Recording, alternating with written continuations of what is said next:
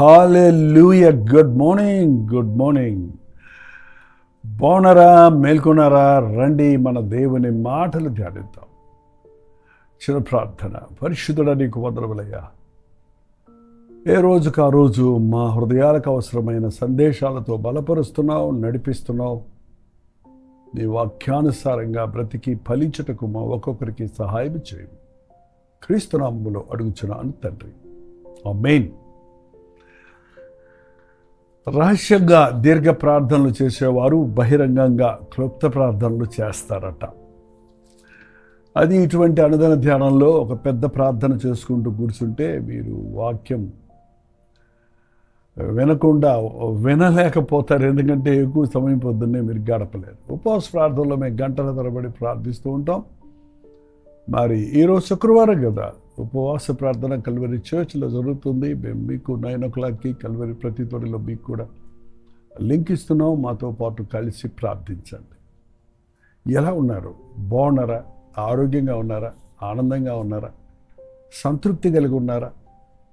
ఈ నూతన సంవత్సరంలో ఏమన్నా అభివృద్ధిని చూడగలుగుతున్నారా? చూడండి, మనకి మనసులో బాగుంటే శరీరంలో బాగోదు, శరీరంలో బాగుంటే మనసులో బాగోదు అన్నట్టుగా ఈ రోజుల్లో మనసులోనూ శరీరంలోనూ బాగుంటే చుట్టూ ఉన్న పరిస్థితులు బాగోవు, ఆర్థిక వ్యవస్థ సరిగా ఉండదు అని ఏదో ఒక చికాకు, ఏదో ఒక బాధ మనకి కలుగుతూనే ఉంది. బయటున్న బాధలన్నిటినీ తట్టుకోవటం కంటే మన శరీరంలో కలిగేటువంటి బాధను తట్టుకోవటం కష్టమే కదా.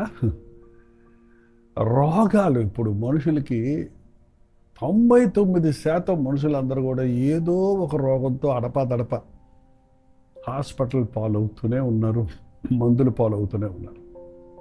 ఇంక ఈ రోజుల్లో చూడండి, ఎంతమంది పిల్లలకి వైరస్ ఫీవర్స్, వృద్ధులకి అనేక రకాలైనటువంటి కాంప్లికేషన్స్, డయాబెటిక్ పేషెంట్స్గా ఉన్నారు, మరి బ్లడ్ ప్రెషర్తో సఫర్ అవుతున్నారు. ఈ రోజుల్లో థైరాయిడ్ ప్రాబ్లం.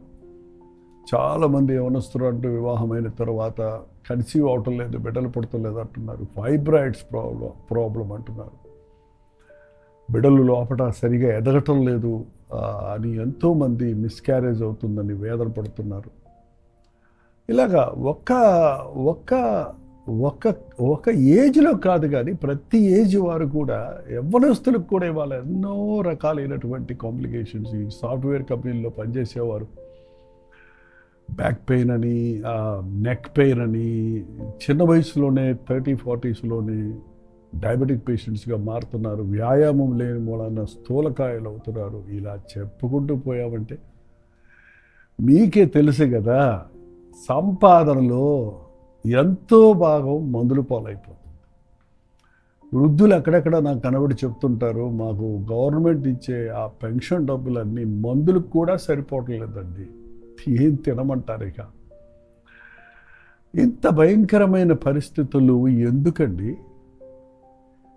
మనకి రోగాలు ఎందుకు వచ్చాయి?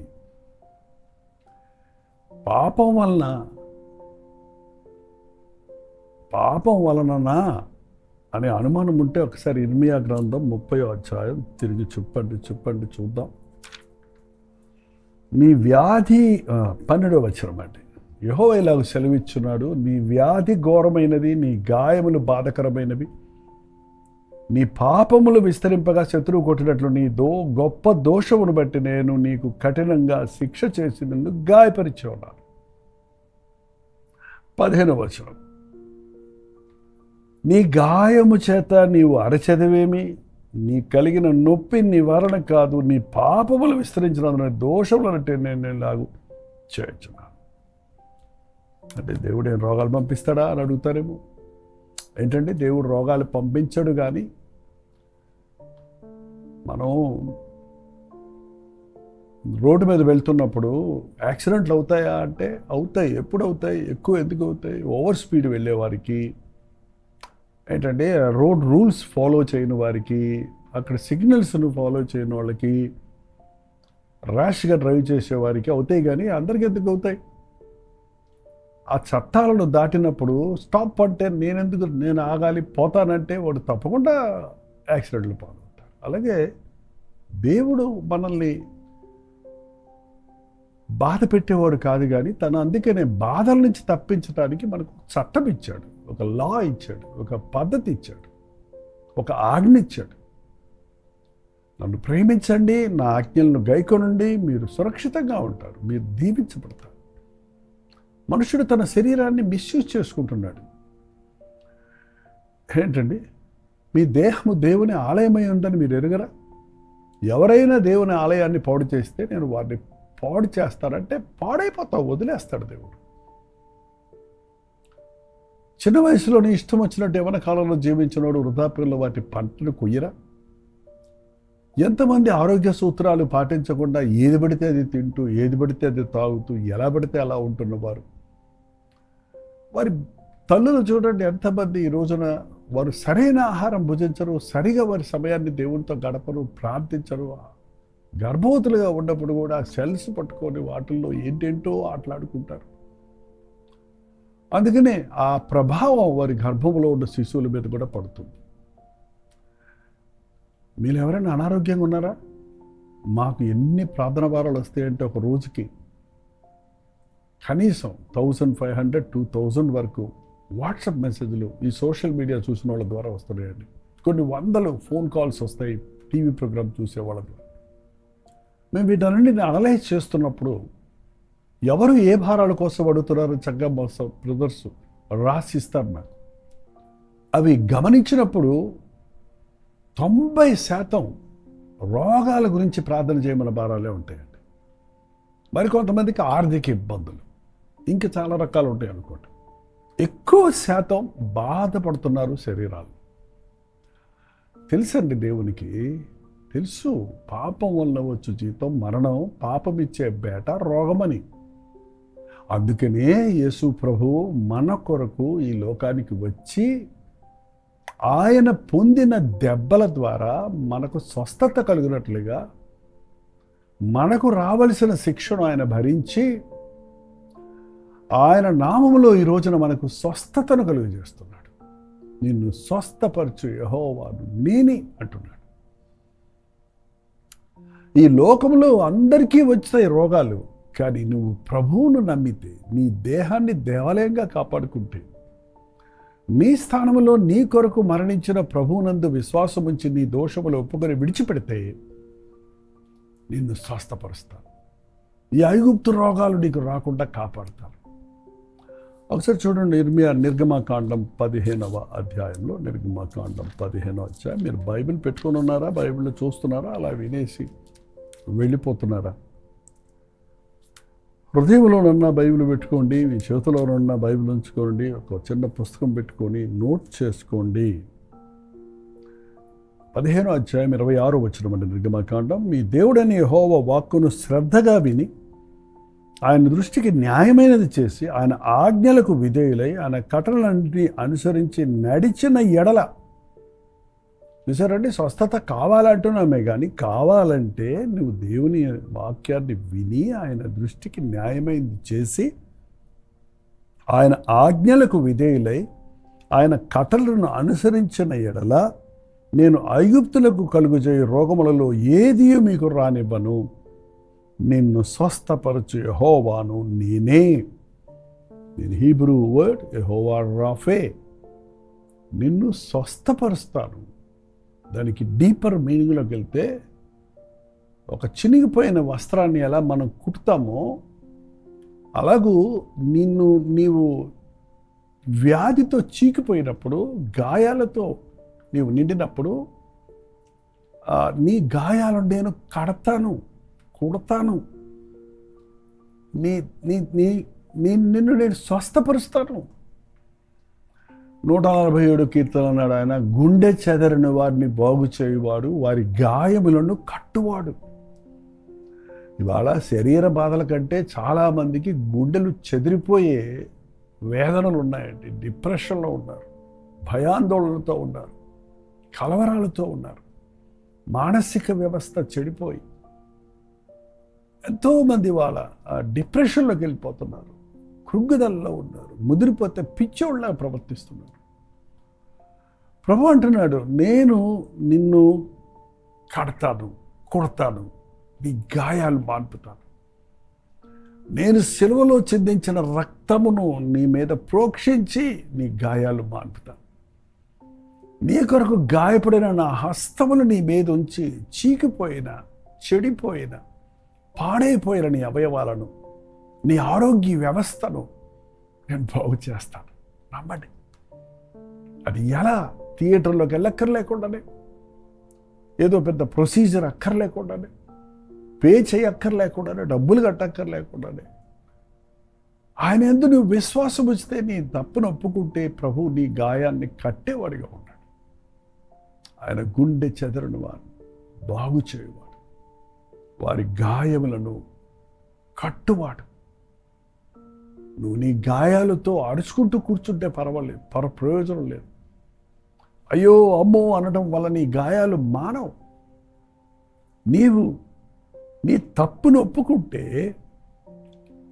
నేను నిన్ను స్వస్థపరుస్తాను. అక్కడే ఇర్మీయా గ్రంథం 30:17 వారు ఎవరునూ లక్ష్య పెట్టని సియోననియు వెలివేయబడినదనియు నీకు పేరు పెట్టుచున్నారు.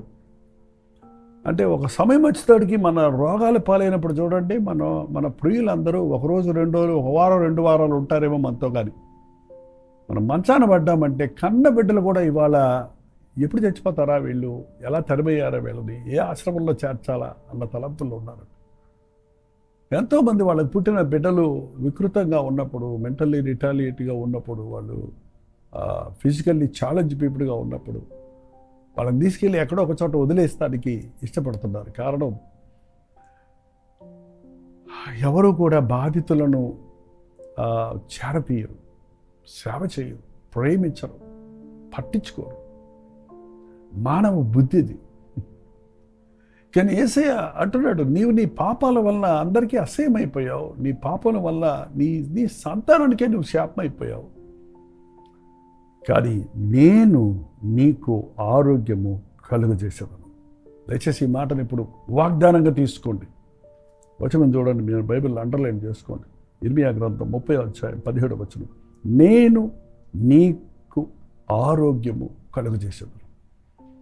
ఈ సందేశాన్ని వింటున్న సోదరుడా, సోదరి, నీవే అనారోగ్యంతో బాధపడుతున్నావో, ఏ బాధతో ఉన్నావో, ఏ గాయాలతో ఉన్నావో, మానసిక గాయాలతో ఉన్నావో, శరీర గాయాలతో ఉన్నావో, నీవు ఎటువంటి ఇన్నర్ డిసీజ్ నీ రక్తనాళాల్లో, నీ కిడ్నీస్లో, నీ లివర్లో, నీ కనబడినటువంటి ఇన్ఫెక్షన్ ద్వారా బాధపడుతున్నావు, నీ లంగ్స్లో, నీ రక్తంలో,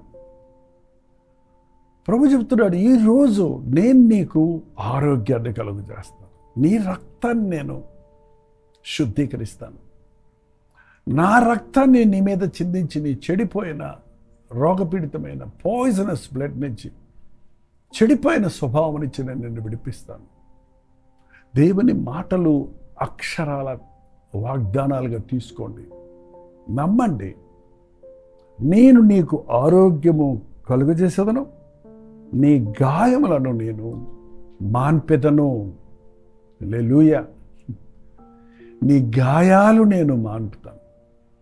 గాయాలు చేయువారు బోళ్ళు మంది ఉన్నారు కదండి, గాయాలు మాన్పగలిగిన వారు ఎవడు లేడు. Doctor cuts but God heels. Surgery అప్పుడు డాక్టర్ కట్ చేస్తాడండి, సూది దారం పెట్టి కుడతాడు. 3 రోజులు 5 రోజుల తర్వాత ఆ 2 చర్మము అలా అతుక్కుపోయేటట్టు చేసింది ఎవరు? డాక్టరా? అది మన కొరకు తన శరీరాన్ని 2గా సిలువలో వేలాడదీసిన, గాయాలు పాలైన మన ప్రభు పొందిన దెబ్బల ద్వారా మనకు స్వస్థత. నీ మానసిక, శారీరక గాయాలు నేను మాన్పుతానని వాగ్దానం ఇస్తున్నాడు. చాలామంది యాక్సిడెంట్లు అయినప్పుడు ఎంత భయంకరమైన గాయాలతో రక్తమంతా పోయిన పరిస్థితుల్లో ఉంటుంటారు. ఎంతోమంది మనం హాస్పిటల్కి వెళ్తే ఇటువంటి వారిని చూడగలుగుతున్నాం, మన ఇళ్ళలోనే ఉంటుంటారు. కానీ ప్రభు నిన్ను స్వస్థపరిచినప్పుడు నీకు నూతన జీవితం కలుగుతుంది. నా జీవితంలో చాలాసార్లు యాక్సిడెంట్లు అయినాయి. ఒకసారి కన్ను పోవాల్సిన పరిస్థితి అయింది. కంటి కింద ఉన్న ఎముక ఇరిగిపోయింది. ఇంక నీవు ఒంటి కన్నోడుగా ఉంటాను అనుకున్నాను నేను. కానీ ఎంత అద్భుతంగా the doctor treated but God healed. ఎప్పుడు నాకు నా ముఖం చూసుకున్నప్పుడల్లా నాకు గుర్తుంటుంది, ఇక్కడ ఇంత పెద్ద గాయం కదా, ఇంత పెద్ద కట్ట ఉండాలి కదా, అది ఎట్లా కలిసిపోయింది, ఎట్లా దేవుడు స్వస్థపరిచాడు. అది ఒక ఉదాహరణ. మన జీవితాల్లో ఎన్నోసార్లు ఎన్నో విధాలుగా మనం గాయపడుతున్నప్పుడు గాయాలను కట్టుబాటుగా ఉన్నాడు. ఈరోజు మీరు ఏదైనా సర్జరీ అయి గాయాలతో ఉన్నారేమో, మీ శరీరాల్లో ట్రాన్స్ప్లాంటేషన్ చేస్తున్నారు. ఎప్పుడు అది తీసి ఇది పెట్టారంటే అది కుడితే ఇది ఎట్లా ఫిక్స్ అవుతుంది? అది దేవుని హస్తం. ఆయన రక్తం ద్వారా మనకు స్వస్థత ఉంది. నిన్ను స్వస్థపరిచే యెహోవాను నేనే, యెహోవా రాఫా. ప్రార్థన చేసుకుందాం. పరిశుద్ధుడా, ప్రేమగల తండ్రి, మా విధేయతలను బట్టి మేము నీకు దూరమై రోగాల పాలైనప్పుడు, శ్రమల పాలైనప్పుడు నీ ప్రేమ చొప్పున మమ్మను విడిచిపెట్టక నీవు పొందిన దెబ్బల ద్వారా ఉన్న స్వస్థత కలుగు చేయుటకు, మా గాయాలు మాన్పుటకు శక్తి కలిగిన దేవా నీకు వందనములు. పరమ వైద్యుడివైన నిన్ను గుర్తించుటకు మా పాపముల కొరకు పశ్చాత్తాపడి నీవు చిందించిన రక్తములో కడగబడి నీవు పొందిన దెబ్బల ద్వారా వచ్చే స్వస్థతను ఈ ప్రార్థనలో ఏకీభవిస్తున్న ప్రతి ఒక్కరూ పొందుకున్నట్లుగా వారి గాయములు కట్టువాడిగా నీకు ఆరోగ్యము కలుగుచేయుదన్న వాగ్దాన ప్రకారం పూర్తిగా కోలుకొని నా దేవుడు మరణ పడక నుండి నన్ను తెప్పించాడు, రక్షించాడు. నా శరీర భాగాలు చెడిపోయినప్పుడు వాటిని ఆయన గాయపడిన హస్తముతో ముట్టి కట్టి బాగు చేశాడని సాక్ష్యం ఇచ్చినట్లుగా అక్కడ ప్రార్థిస్తుండగా ఎవరెవరు గాయాలతో ఉన్నారో, ఎవరెవరు రోగాలతో ఉన్నారో అట్టి వారిని నజరేసు క్రీస్తు నామములో స్వస్థపరుచున్నాం తండ్రి. అద్భుత సాక్ష్యాలుగా మా సాక్ష్యములను చెప్పుకొనుటకు సహాయం చేయమని క్రీస్తు నామములో అడుగుచున్నాను తండ్రి. ఆమేన్. తండ్రి అయిన దేవుని యొక్క ప్రేమయు, కుమారుడైన క్రీస్తు యొక్క కృపై, ఆదరణకర్త అయిన పరిశుద్ధాత్మ యొక్క సహవాసం కూడి వచ్చిన మనందరికీ ఇప్పుడు సదాకాలం తోడై ఉండను గాక. ఆమేన్.